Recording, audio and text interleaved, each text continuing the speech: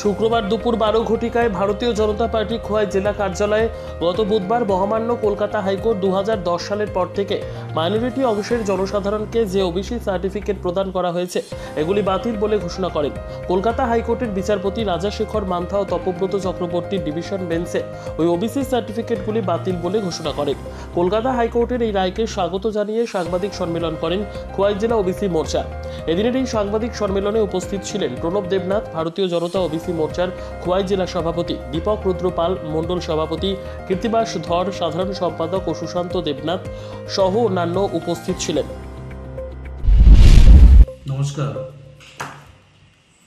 আজকে ভারতীয় জনতা ওবিসি মোর্চা খোয়াই জেলা কমিটির ডাকে আমরা গত বুধবার কলকাতা হাইকোর্টের ডিভিশন বেঞ্চ ওবিসি সার্টিফিকেট বাতিল সংক্রান্ত বিষয় নিয়ে আজকে আমরা আমাদের প্রতিক্রিয়া জানাচ্ছি। আপনারা জানেন, গত বুধবার কলকাতা হাইকোর্ট একটা রায় প্রদান করেছে যে ওবিসি 2010 থেকে 2024 সাল পর্যন্ত যতগুলি সার্টিফিকেট ইস্যু করা হয়েছে সেই সমস্ত সার্টিফিকেটগুলি বাতিল বলে ঘোষণা করা হয়েছে হাইকোর্টের পক্ষ থেকে। আমরা হাইকোর্টের এই রায়কে আমরা সম্মান করি এবং এটা অত্যন্ত ইতিবাচক দিক।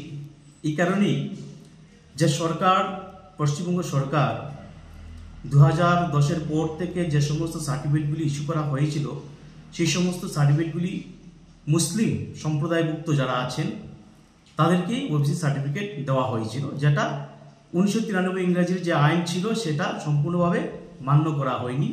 তাই হাইকোর্ট সেটাকে বাতিল বলে ঘোষণা করেছে।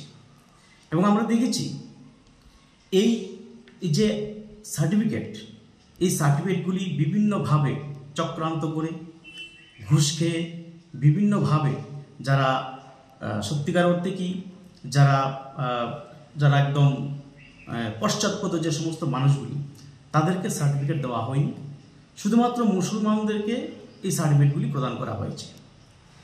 এটা আমরা সরকারের এই সমস্ত কার্যকলাপকে আমরা নিন্দা জানাই এবং হাইকোর্টকে যে রায় দিয়েছেন সেটাকে আমরা সম্মান জানাই আমাদের জেলা কমিটির পক্ষ থেকে। এবং পাশাপাশি আমরা দেখেছি হাইকোর্টের রায় বের হওয়ার পর আমাদের পশ্চিমবঙ্গের মাননীয় মুখ্যমন্ত্রী শ্রীমতী মমতা ব্যানার্জি উনি যে প্রতিক্রিয়া দিয়েছেন, উনি বলেছেন যে উনি হাইকোর্টের রায় সেটা মানেন না। খোয়াই থেকে শুভঙ্কর দের প্রতিবেদন, দুরন্ত টিভি।